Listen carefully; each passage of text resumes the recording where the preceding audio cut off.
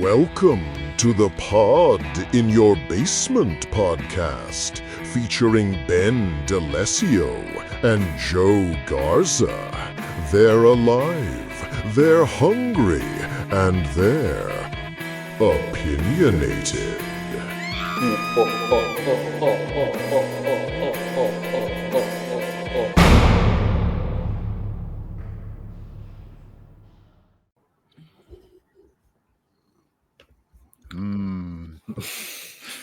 I was trying to be spooky. Nailed it. Yeah.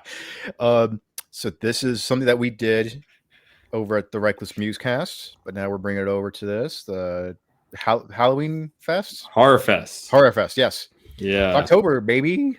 yeah. I personally watch nothing but horror movies all month long, so I've done about 5 or 6 so far, and we're recording this on October 7th. Yeah. A mix of all different types. I look forward to it. I kind of have a tranche of horror movies I save. So, I mean, I watch them throughout the year, of course. Sure. But there's some that like, oh, it's okay. Now I'll go back and watch this, or I'll watch these new ones, and then I'll watch some old one from like the 70s or something. I mean, some people might shake their head at saying that's old, but you know what I mean. Yeah. So I very much look forward to the season. And in the past, we've done a different subgenre for each episode. Yeah. And we're going to continue with that today. Yeah. No, absolutely. So today we're doing folk horror, which is my favorite subgenre. Oh, is it? horror. Yeah. I didn't know that. I think I just realized this like a month or two ago. I was just like, yeah, I think. You're just walking down the street. And Yeah. It's folk horror, man. That's Folk horror, man. No, I was mid climax. I was like, hold on, baby, I'm having a revelation right now.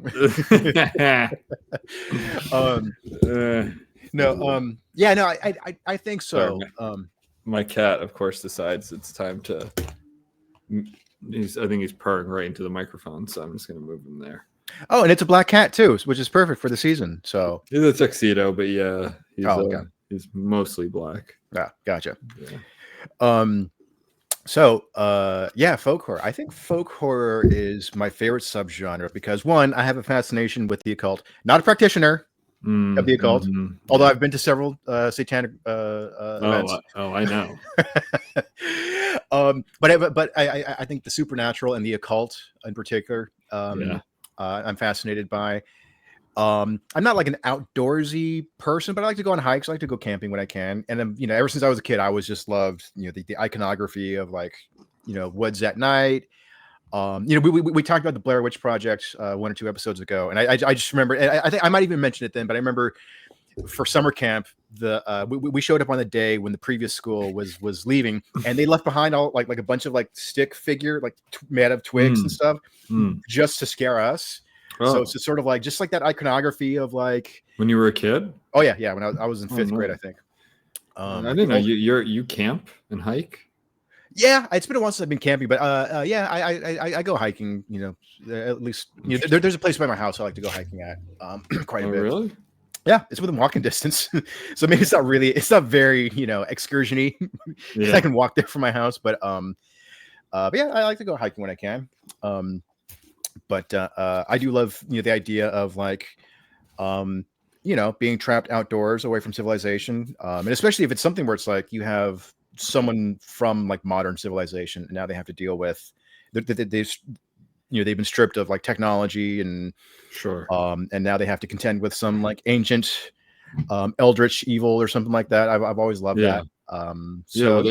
There's the paranoia and the isolation, which is a common theme in folk horror, where it's very much I think a lot of people can associate with this. It's like an in-group and an out-group. The out-group usually being some sort of foreigner or stranger, right? Yeah. And I just mean foreigner as in like someone not from the location where where it's taking place. Yeah. I mean, those are common. It's not all of them, but it's common. I think some of the ones that we'll talk about, I know ones I want to talk about. And it's it's a combination also of the character trying to figure out, what the hell's going on. Oh yeah. While also being in danger. So it's not just like putting together a puzzle, it's putting together a puzzle, trying to solve something, usually maybe trying to find missing person, something like that, while also themselves being in danger is a common theme. Oh yeah. in some of them. Yeah, I mean, it's almost a trope of like, a family from the big city moves to a small rural community, and and at first it seemed like very idyllic, but then they start to you slowly realize that there's some ancient customs that they have to get used to, or else they'll be sacrificed, that sort of thing. Yeah, no, I love all this. There is a little bit of like a fish out of water element that's common in folk horror. So, yeah, Benjamin. So. And real quick, I want to define folk horror a little bit more too. So this is from Wikipedia, but I think it's a pretty good description of it. Folk horror is a subgenre of horror film and horror fiction that uses elements of folklore to invoke fear and foreboding. Typical elements include a rural setting, isolation, and themes of superstition, folk religion, paganism, sacrifice, and the dark aspects of nature. Yeah, and I love folk tales too, and urban legends, which play a big role in folk horror as well. Yeah. And then I want to talk just a little bit, because I thought this was actually pretty fascinating. Matthew Street, in his Archive on 4 documentary Black Aquarius, observes that the late 1960s countercultural movement led to what he terms a second great wave of pop occultism, which pervaded popular culture, with many film and television works containing elements of folkloric or occult rituals.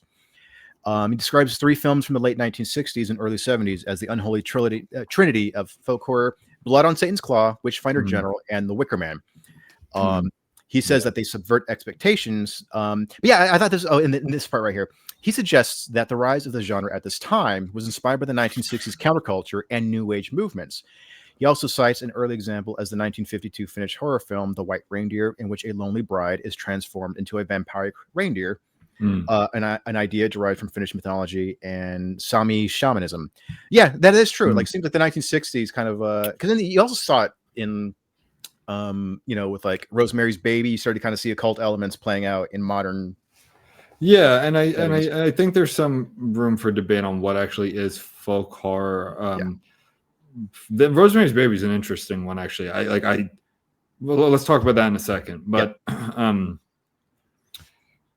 kind of forgot what I was going to say, so let's talk about that now. So Rosemary's Baby does have the element of an outsider, right? If I remember correctly, the couple is new to an apartment, but it's in New York City, so it's not typical. When people think folk horror, they often think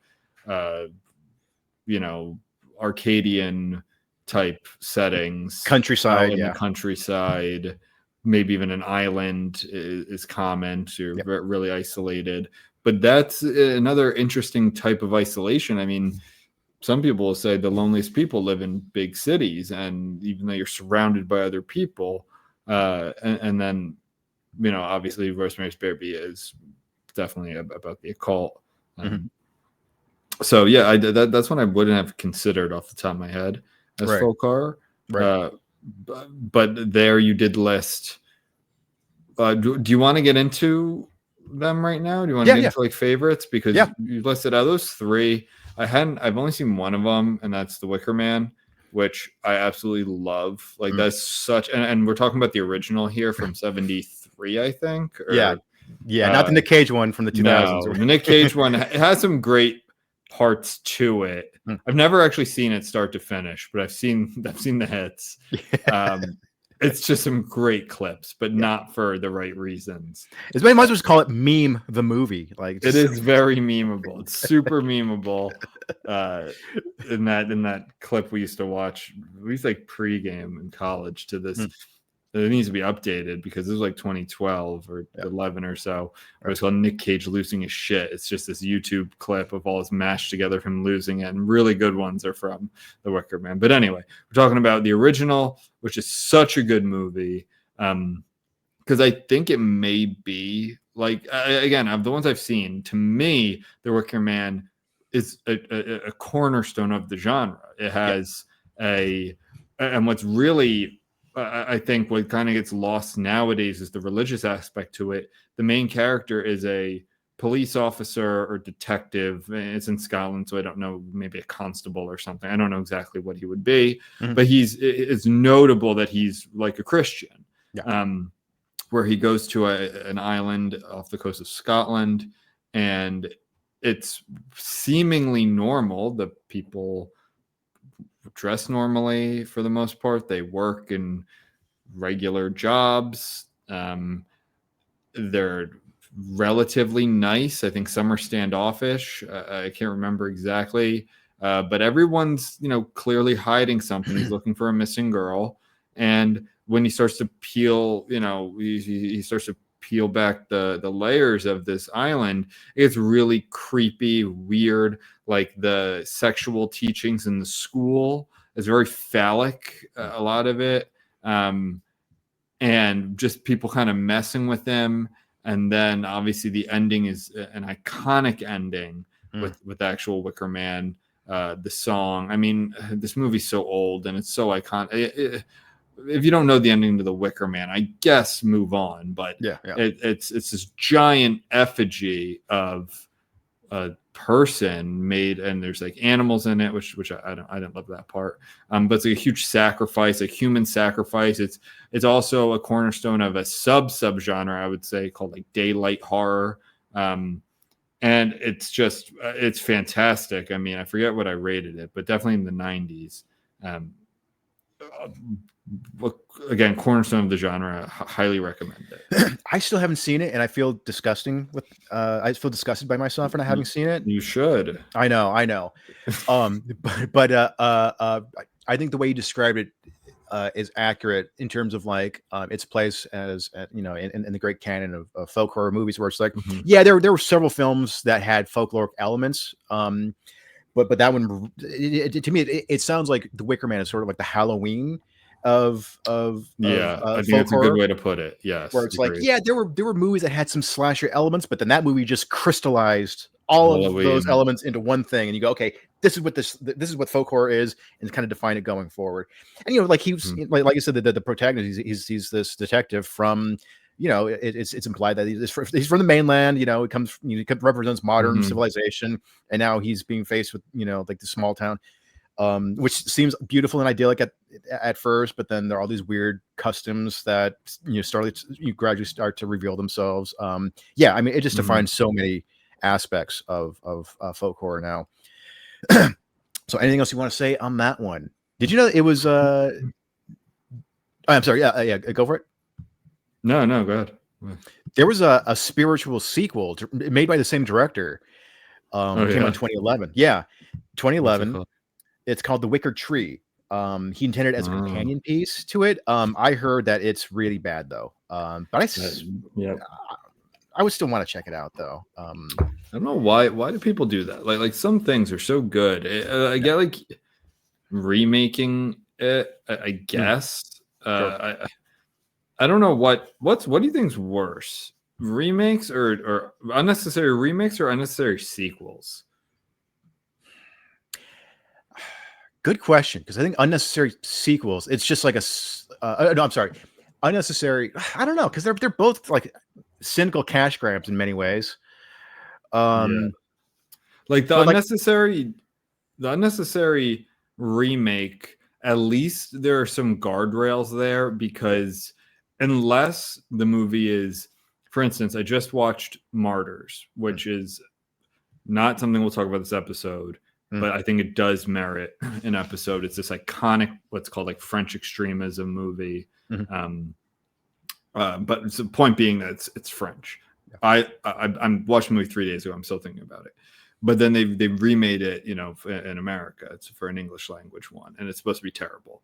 But like, so that aside, and that was even like 7-8 years later. Yeah. Where if you're making a language remake, I think now, honestly, just most of the time that happened with Rec, the zombie Spanish movie that they remade, which I love, and they remade it in quarantine, and it's not nearly as good. But at least, so my point being is that the guardrails on it are timing. Like they're not going to make a movie, just a regular Hollywood movie, and then remake it 3 years later. Yeah. because people are like, wait, this just can't. What is this? Right. Where sequels can be made the next year, the year after that, like, and they are cynical cash grabs. It's more about IP. So, I mean, they're both cynical cash grabs, but the sequel, it's like, I think I think those are worse. Yeah, I think you make a good point. There's another thing too about remakes, which is that, especially if you take into account the temporal element, where it's like, this is a movie that came out decades ago. You know, we want to, like, you know, try to recapture the essence of it, but put it for, like, set it in a modern setting. Sure. You know, I can at least understand where it's like, you know, that lends itself well. You can translate certain things from the past that don't work quite as well to a modern audience. I can at least understand that line of thinking. I think that you know, with a good writer and director, you can make a sequel that's as good as, or if not better. But I mean, of course, it rarely happens, but it does happen on occasion. Whereas with sequels, you're right. There's something about the fact where it's like, you know, this was a great story, and, you know, it wasn't designed to continue. It was designed, and also the Wicker Man was based on a novel, so it has a clear beginning, middle, and end. It wasn't based on a series of novels, just one novel. And so when you start adding more to it, you start going, oh well, let me try to squeeze some more out of it, just because. So yeah, it's again, also the writing. Like, a lot of stories, a lot of movies are, you know, meant to have a beginning, middle, and end, and there can be room left for, especially in horror, I feel like there's usually room left for sequels. I think horror's one of the genres that is better with sequels because of why people are watching them to begin with. Right. But usually it's like, well, oh, we didn't know this was going to be so successful. Now we have to change the story to make this continue because we want to keep making more money. Yeah. And again, I get it. That's why these movies might get made in the first place. Right. Is because, well, hey, we can make 3-4 movies out of this. So if that makes that original that I love even exist, fine, right? Yeah. I'm fine with that. But I do think they have the like they make me more annoyed. Where, like, a remake 10 years later, you want to see a certain actor play some character. Okay, like you said, change the setting. You want to make the Wicker Man in, you know, rural Illinois or something instead of rural Scotland. Like, I think that's kind of cool. Yeah, but that could work. Yeah, exactly.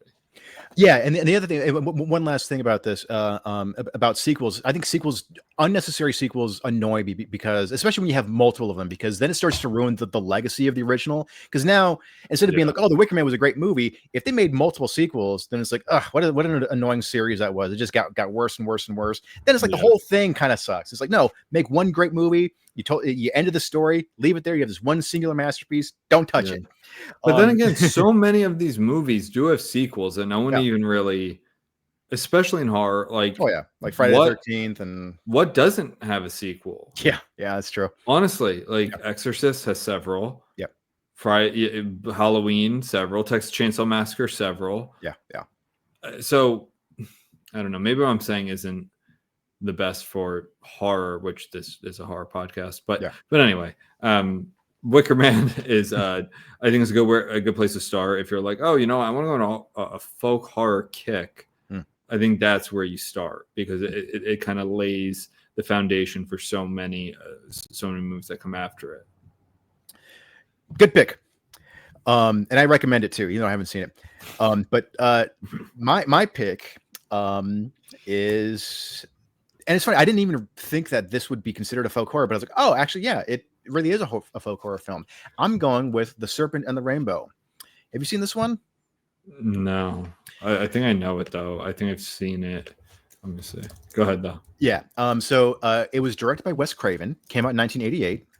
It's kind of an overlooked gem in his body of work. Yeah. So it was not a big hit when it came out. But it's actually probably my favorite Wes Craven film. And of course, for those of you who don't know, Wes Craven, you know, Nightmare on Elm Street, The Hills Have Eyes, a lot of great, the Scream movies. He's on a lot of great stuff. The Serpent and the Rainbow is cool. So, Bill Pullman plays this guy. He's an ethnobotanist, I believe.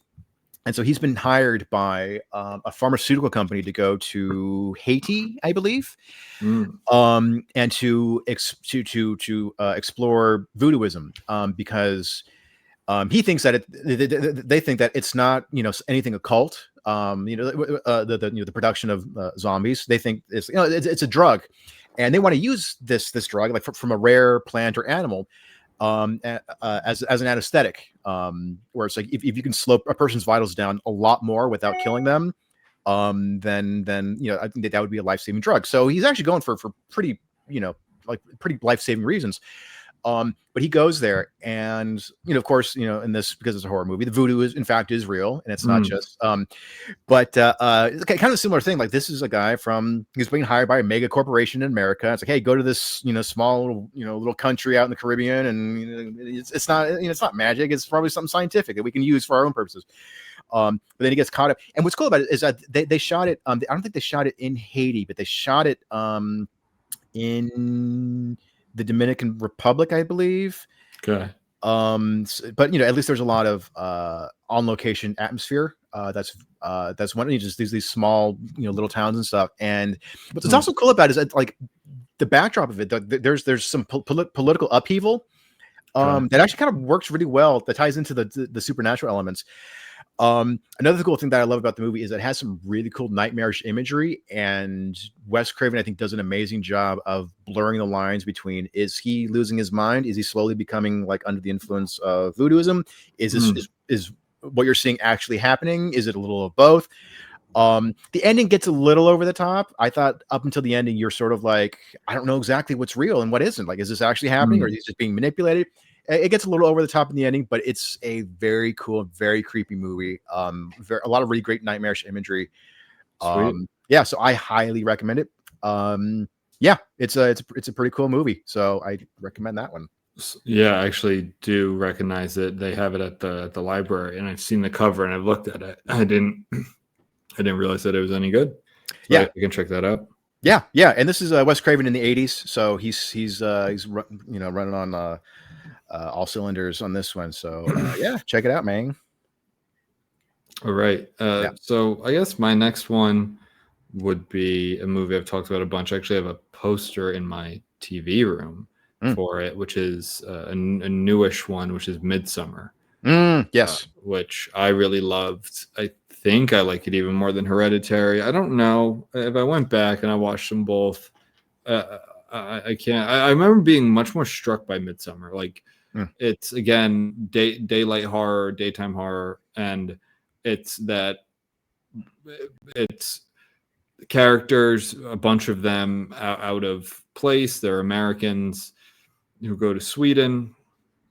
One of the girls, a girlfriend of one of the guys who's going there, kind of tags along. It's Florence Pugh's character, and it's really the contrast, which is really fun. It's similar to The Wicker Man, but it's the contrast of like these people and flowered crowns or headdresses and dressed in white and sitting at long tables, eating together and dancing and singing and all that stuff. And then like the horrors that proceed from that. A mix of things, really, like it kind of builds from. I think I forgot what the first thing is, but basically, the I've said this before. It's the Chekhov's gun principle of like a big ass hammer and people falling off a cliff. It's kind of sacrificing themselves, but they survive that. Let's just say if they survive that, there's a guy with a hammer, a huge medieval mallet hammer thing to finish the job. And that really sets the tone of the movie from there on out. Yeah, because that was that ritual, and it's something that they do every year or something like that, where it's like, or I think it was like, if you turn 80 years old, then it's like, okay, it's time for you to move on. So they throw you off. Fucked, but yeah, and there's sacrificing and offering, and I think like the runes and the artwork there, I think is really cool. It's all, again, like pre-Christian society in Europe.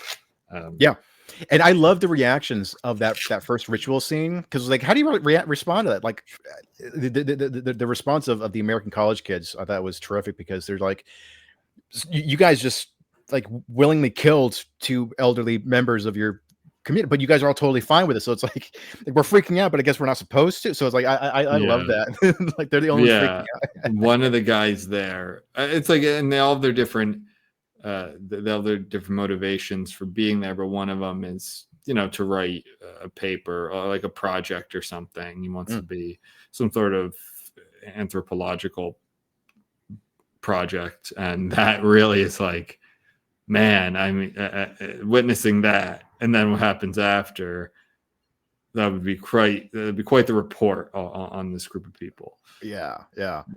And then there's the infamous Blood Eagle scene. Blood Eagle, which that this torture, I guess I won't say torture device, but like a method, I guess. Yeah, torture method that I think was stuff of legend with the Scandinavians, with the Vikings. Yeah. I don't know if it actually ever happened. I listen to a lot of history podcasts, read a lot of history books. I can't tell if that's something that actually happened or not. It may have. I know there's some king named like the Boneless or something, and I think they did it to him, if I remember correctly. Right. But anyway, yeah, Midsummer. I haven't seen it since, actually, which is kind of strange. Yeah, I'm not a big movie rewatcher. It takes me a lot of time to rewatch movies, but the imagery is great. I think start to finish, it's fantastic. I still remember some of the camera work. Like, I think now it's been copied a bunch, and maybe this was derivative. Like Ari Aster's derivative with the shot where it's like the car driving down long road and kind of like flips itself over. Oh yeah, like I'm like, oh man, that was really cool. Like I think now I've seen that a bunch. Right. Before that, I can't recall if I had. It probably was done before, but So Midsummer, if for whatever reason you haven't seen it yet, you're hesitating on it. I think it's very satisfying and was a cornerstone of that revival or whatever. Well, what's the term they're calling it now? Like highbrow horror or elevated horror. Like the sort of the A24, which this is, an A24 movie. Exactly. Yeah, Midsommar is great. I love that one. I think Hereditary was scarier. That one had a bigger impact on me, but I think Hereditary definitely was scarier. Yeah, but Midsommar I think was better directed. I think that you're right. There was some terrific camera work, and also the cinematography. Because I mean, as morbid and as suspenseful as that movie was, it's shot in like beautiful, like bright sunlight, and it's like it looks like 18th century like paintings, like just like these like folk paintings or something. I think it's way before the 18th century, but like medieval folk paintings, early modern age folk paintings was really cool. Hereditary, I mean, on some lists, I think some people consider that folk horror. I don't really. I don't, but it's kind of, I think it's similar in some ways to like Rosemary's Baby, where it's like it's set in a pretty, it's set in the present. It's set like not in a big city, but like pretty average like suburban. It's a cult, of course. There's a lot of folk horror imagery, especially the end, like the final ritual. But I would not categorize that as a straight up folk horror. Right. I wouldn't either, because when you start, but like for the genre to exist, for a subgenre to exist, like there needs to be elements that are specific to it. And now so many movies are blends of different genres or subgenres. So it's like, then what's even the point, right? Yeah. If everything's just gonna be considered everything else. So Hereditary, I think, is kind of more of like it has a lot more fantastical elements to it. It's more just like a straight up supernatural horror, occult, which is one commonality or whatever with Midsummer, but I wouldn't consider it folk horror. I think that's just more horror. And I think the setting plays a big part of folk horror, where it's like it should take place either in the wilderness or in a very like rural setting. Like quite a ways away from modern civilization to some degree. Like, I think that needs to play a much bigger Yeah, part. it's that subversion, and I get this with. I guess there can be it with suburbia, but I think part of it is the contrast of like a stereotypical kind of conservative setting, like the countryside, conservative dress and values, and then what's underneath that, being the occult and extreme violence and sacrifice, and it's actually very anti-Christian, anti-conservative, and it's more of a facade. I think it's a big part of the subgenre.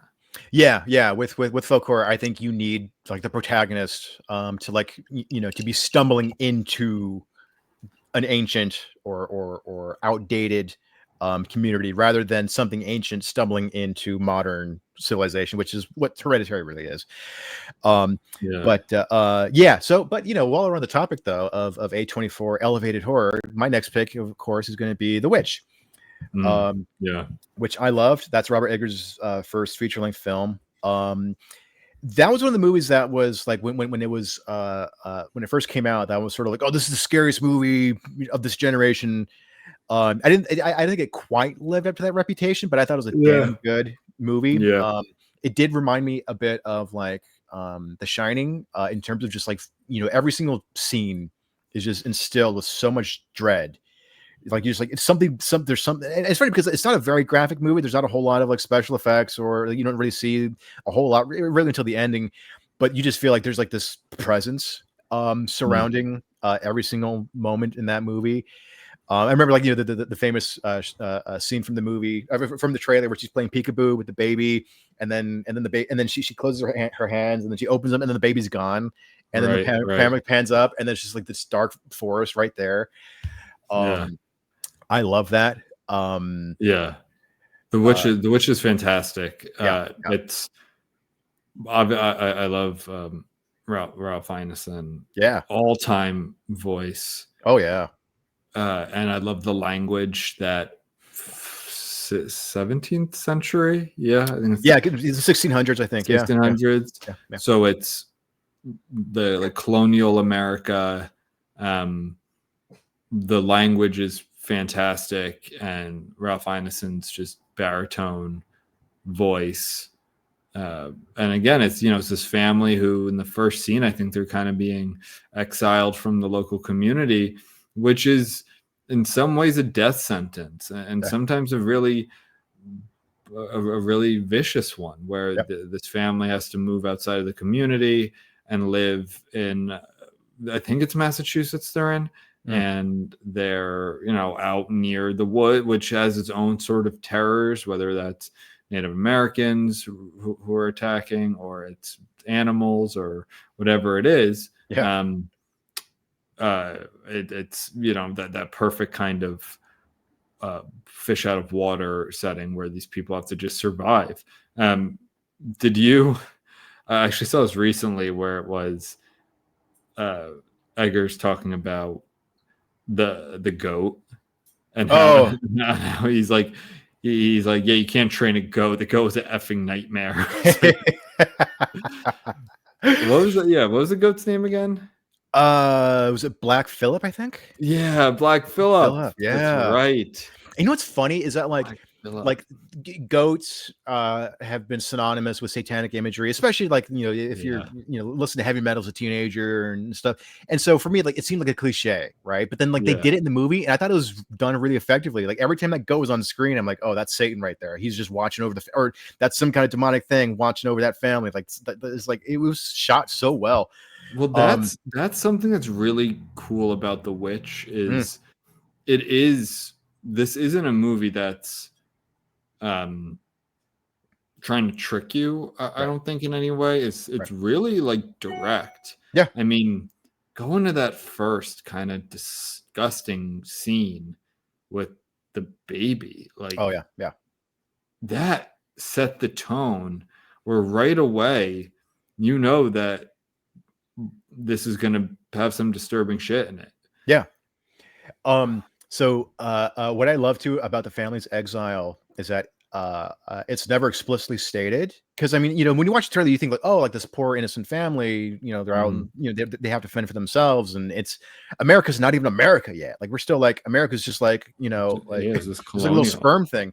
So like, Yeah. so like, there's out in the wilderness, like there's but then it's been a while since I watched the movie, but like there's that trial early on in the movie, and it's just sort of like, we're kicking you out of the community for your crimes for your sinful nature. So it's like, what did the family do exactly to get kicked out of this community? But they're portrayed as like this God-fearing family. So what do they do to violate some, this law or this sanction of God?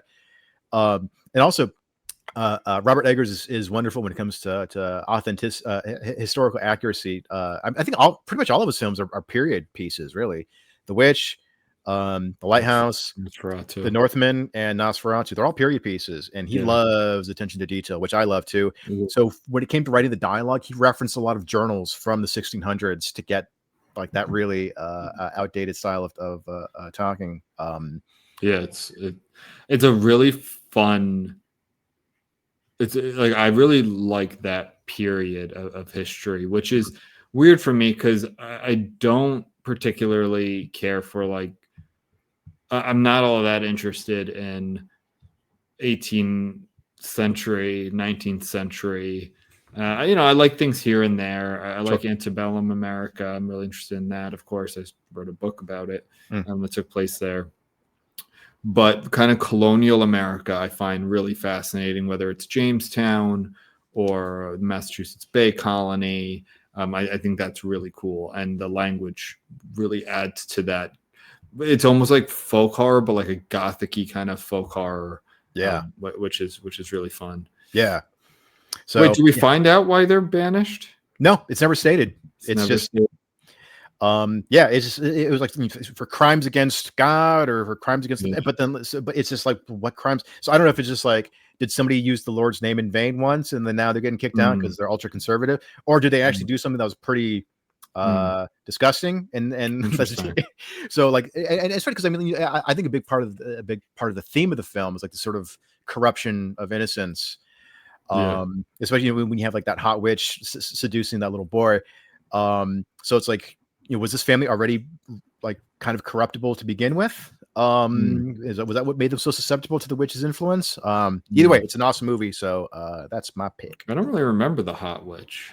Yeah, she can change her looks, or maybe because you just saw close-ups of like her ugly ass hands carving up the baby, but then when she appears later, she appears like this hot babe with big tits, and then she seduces that 10-year-old boy. Yeah, or whatever. I remember that. I remember the boy being kind of like comatose, right? Yeah. And then it's Anya Taylor-Joy. Yeah. But so nice. yeah. What about you, Benjamin? Okay. So I was looking at like, what does the internet consider folk horror? And I've seen a bunch of these, but to be honest, I don't like a lot of them.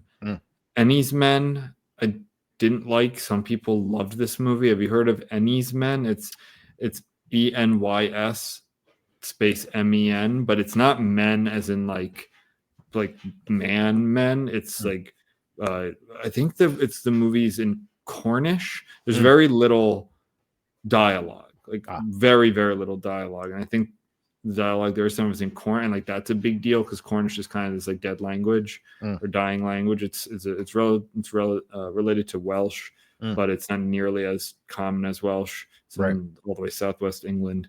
I don't know. I didn't like that movie at all, but if maybe a listener really likes it, I found it to be really just kind of art housey and crappy. The Apostle I thought was pretty good. Oh yeah, I like that one. That's cool. I don't remember it too much. I coincidentally, I think I read my review of it.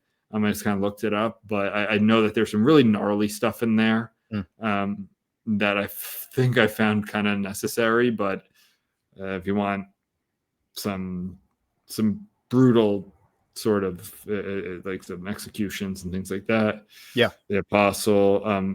I'll say one more I didn't like, and then I'll say one I liked. Exhuma, EXHUMA. I watched that last year. That was another one of these movies that was really, really popular, and I just didn't. it's Korean. I believe, yeah, it's Korean, and I just did not like this movie. I found it to be a total drag. But again, some people loved it. Right.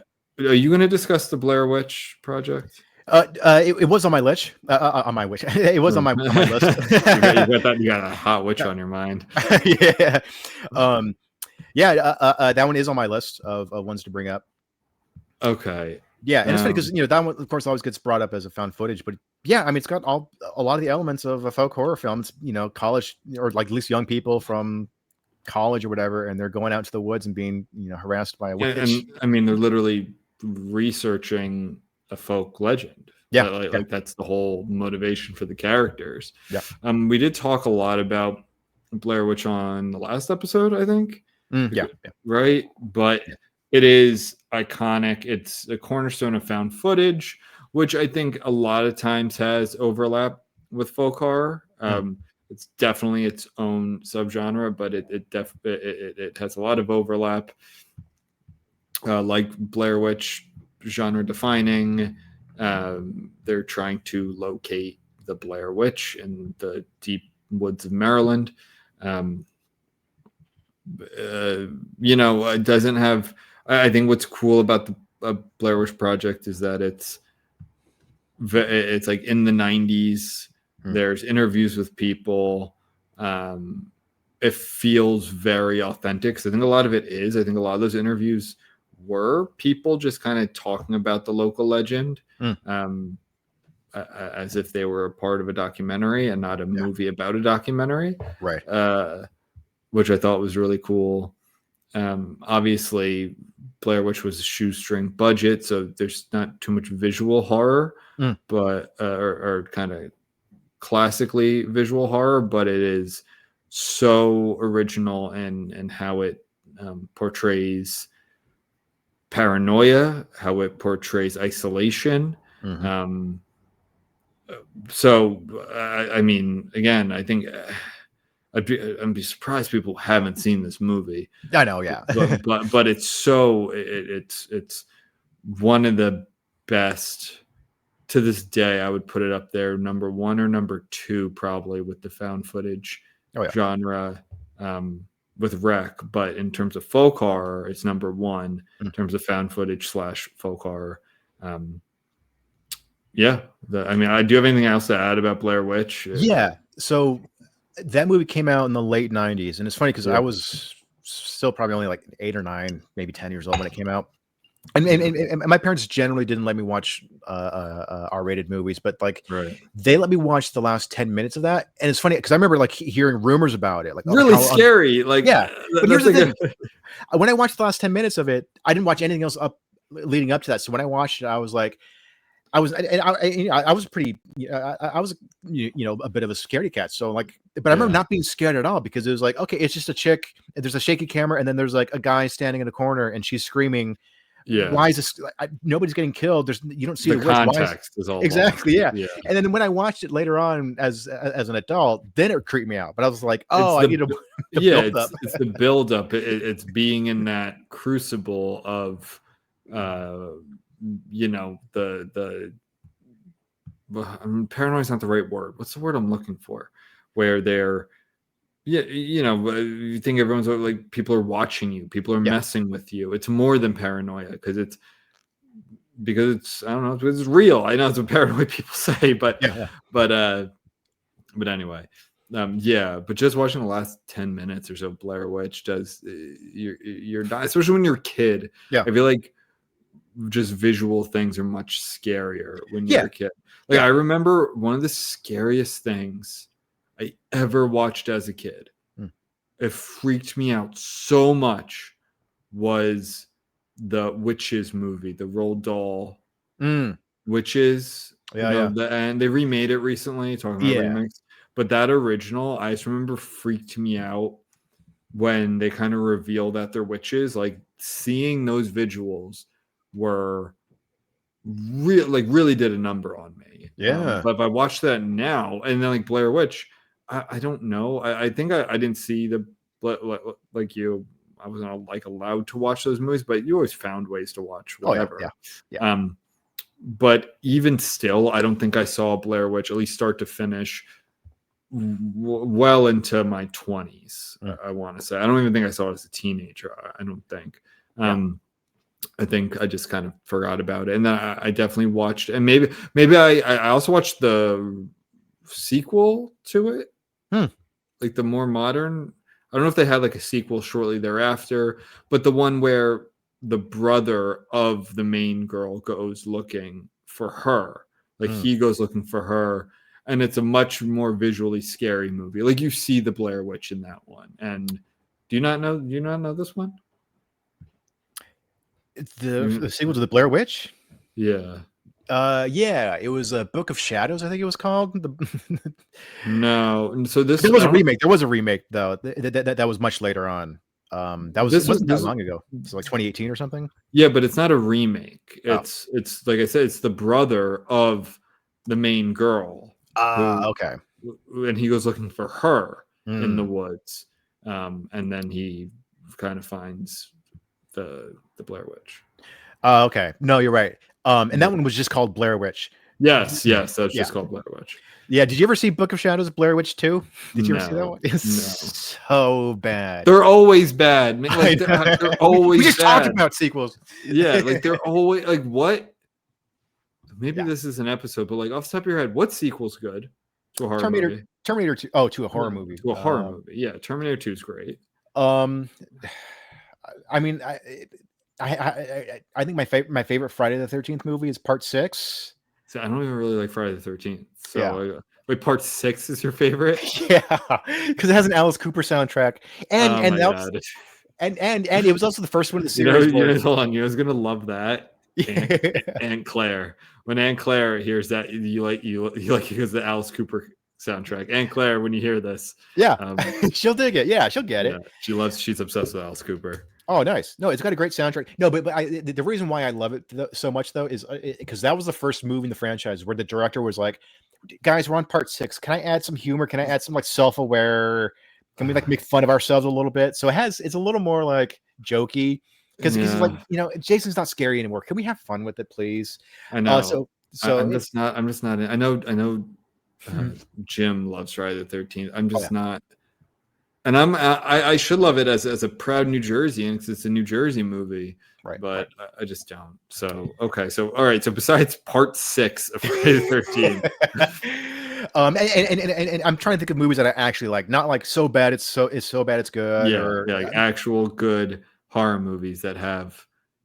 I'm not even saying they have to be as good as the original, but it's like a good sequel. I'm sure they exist, but I can't think of many or any. Texas Chainsaw Massacre Part 2. I haven't seen it. Love Texas Chainsaw Massacre, but I've not seen.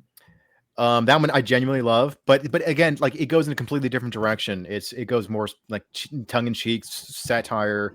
They usually do. Yeah, because it's like we can't top how scary that was. Yeah. I was gonna say Evil Dead 2, but again, that one goes in a more humorous direction. Well, too. Evil Dead 2, Evil Dead 2 is somewhat of a remake, though. That's true, yeah. Which I do think it's the best one. But they're not comparable because Evil Dead 1 was a totally different budget. Yeah, like so class. Like Evil Dead 2, you remember it is like it's the same story to like start, right? And then expands it. It was because of rights issues. They couldn't get the rights to use footage from the first movie to be like, oh, here's what happened in the last one, and then to kind of so like, okay, we have to kind of remake the whole movie. And like they couldn't get that's why they did it. Yeah. It's because that is so messed up. I know, it's so funny, but okay, here I've told you about this one, The Exorcist 3. Exorcist 3 is good. Yeah, it is very good. I'll check that out. I would check that out. And as you remember, that's the one that has the best, or at least one of my all-time favorites, jump scares. Okay. Yeah, I'm looking at the list of good horror sequels, and I'm not. We're kind of got off the rails here, but that could be an episode in itself. Yeah.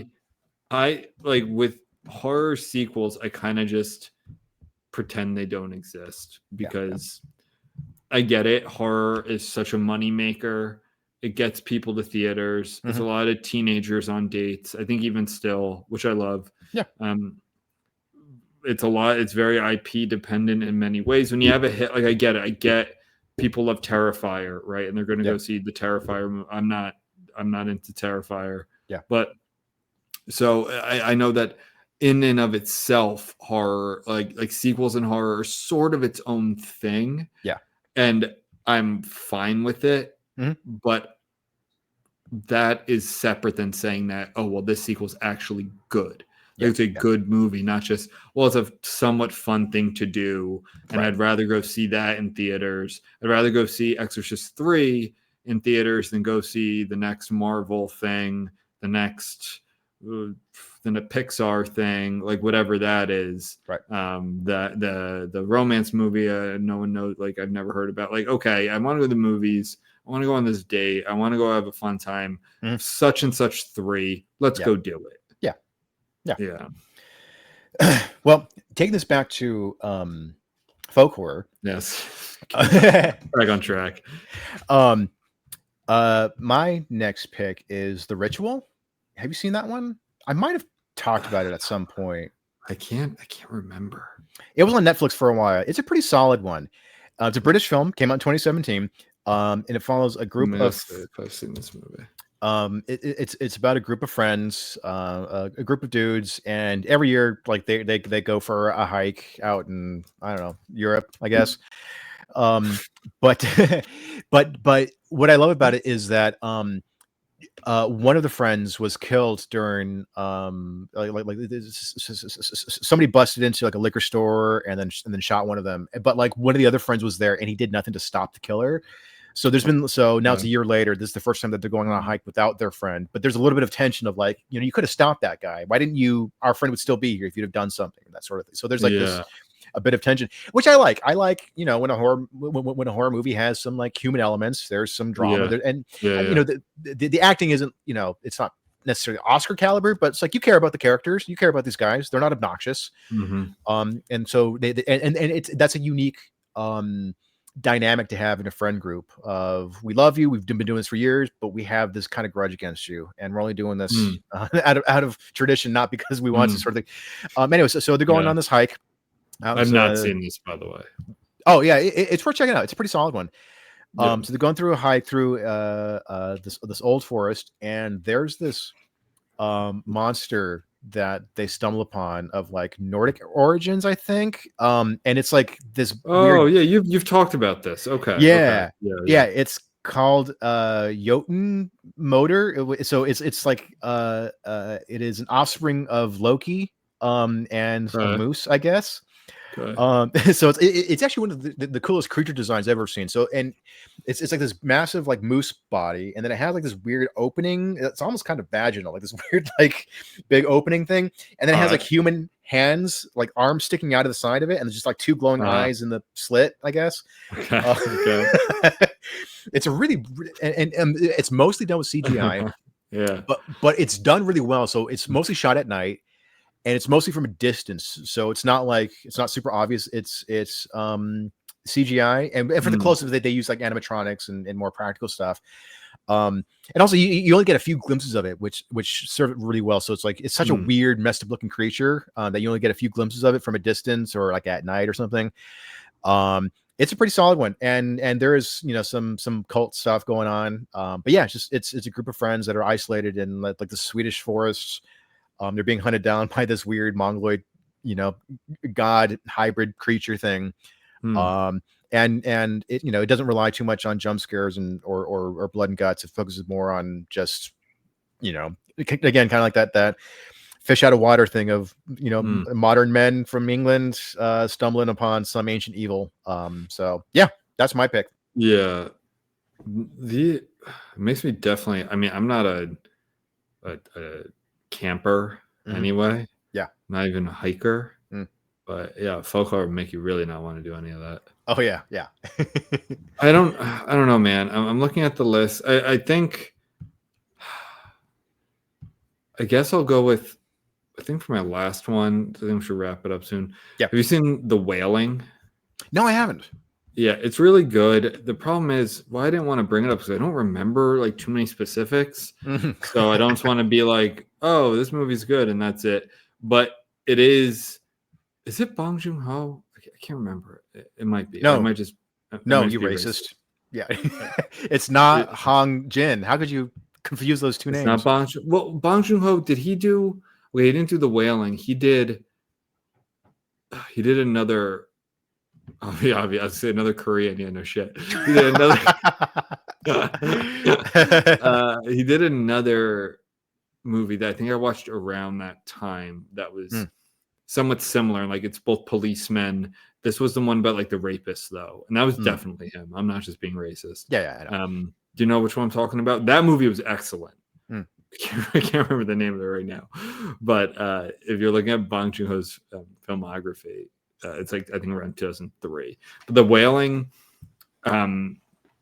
is, it's like rural Korea, and it's weird in that it's definitely not typical like what exactly is going on, because it's like zombies, but they're not the typical zombies like in many of the manifestations of zombies that we've seen, whether they're fast zombies or bumbling zombies or whatever it is. It's a really good movie. Why I think it's a good folk horror movie is because it's rural, and it's about how the community is reacting, and again, it's a policeman, similar to like The Wicker Man, like kind of out of his element and trying to put together not just this strange case, but this supernatural strange case. Yeah. So I think part of that is why I didn't think of it at first as folk horror, because there is more supernatural element to it. Yeah. But I remember, I think it's really long, but again, it might be confusing. Oh, Memories of Murder. That's the other movie. That's an excellent movie. I will tell you that's a fantastic movie, but it's not folk horror. Oh. Well, then don't even bring it up ever. Yeah, I won't bring it up. And that is Bong Joon-ho. that one is Bong Joon-ho. But The Wailing. So yeah, again, I just want to be like the Chris Farley skit from SNL where it'd be like, hey, you remember that when you did that? That was awesome. like that's not good podcasting. but yeah, that movie, The Wailing, that was awesome. It's awesome. But it's very good. I think I watched like 5-6 years ago, so I don't remember too many specifics. Good. Somebody recommended that to me, and it was probably you. Probably, yeah. I mean, you don't talk to anyone else, so yeah, and I don't even consider you a friend. So right, exactly. So it had to have been you. No, seriously. I somebody did recommend that to me, but I was like, I don't know. They're not speaking English. I don't know. Come on, man. So many good movies. I know. Martyrs. Just fucking watch a French movie. Incredible. Seriously, definitely watch Martyrs. It's not folk horror. Yeah. It is such an interesting, creepy, gross, perplexing movie. Okay. It's very, very polarizing. Yeah. But that's not what we're talking about here. So do you have a final folk horror you want to discuss? One more, and it's one that I think I've already brought up before too, but it's Daddy's Head. It's a relatively recent one. Yeah. That's on my list, actually. I'll watch that this Horrorfest. Yeah, I definitely recommend checking it out because it's very okay. It's very similar in plot to the Babadook. Isn't that like Irish or Scottish? Yeah, I think it's Irish or Scottish. They're not speaking English. I don't know what they're speaking, but yeah, it's very similar to the Babadook. I mean, okay. I like Babadook. Yeah, the Babadook. Yeah, I love that one. So it does seem like it's like they took like the main 5 or 6 plot points of the Babadook and was like, okay, let's just redress it and we'll just put it in a different setting. Man. Yeah, I mean, there's a repetitive element there, but in terms of like imagery, it's very creepy. So it's about this woman who married this guy, and he's an architect, and he has a son from a previous marriage. The wife / mother, she doesn't hate the kid, but she's like, she didn't really want to have kids. But then her husband dies, so she's stuck with this child, and she's kind of So and again, she doesn't hate him, but she's like, I never wanted to be a mom. I don't know how to be a mom. So there's there's a little bit of tension between her and this child, and even like you know, like the government was like, hey, you know, it's totally fine. We can put the child in foster care if you want. It's totally fine. But she's thinking about it. But anyway, so they live in this really nice house, but it's out, like, you know, it's on a big plot of land surrounded by this forested area.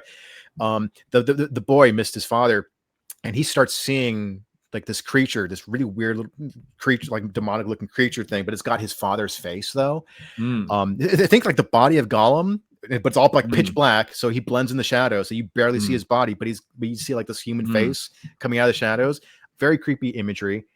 So I highly recommend checking out. It's it doesn't rely too much. There's not much in the way of violence and jump scares. So it's definitely a little bit more in the elevated horror type of style. But that's mine. I know you like that one. Daddy's Head. Yeah, check it out, man. Okay. Well, we're at an hour. Do you want to? Yeah, I think I'm gonna wrap it up.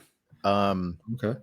So follow us on Instagram. We do have an Instagram, YouTube, Spotify. Are we on anything else? YouTube, Spotify, not yet. No. Okay. Check us out on those. Yeah. Comment or DM us. Or Twitter. We have Twitter. Yeah, we have Twitter. I guess we are. We have Twitter, a Twitter. Facebook. Yeah, we do have a Twitter. That's right. Comment, DM us with any questions, comments, concerns, or complaints. We'll address them on the pod. If you want us to, you know, watch any certain movie or do a subgenre or whatever, let us know. Share with friends. Share with your nana. Yeah, especially your nana. Especially your nana. And that's it. With that, Benjamin, I'll stay out of the base. Nope. See you in the basement. See you in the basement. All right, everybody. See you in the basement. See you in the basement. See you in the basement.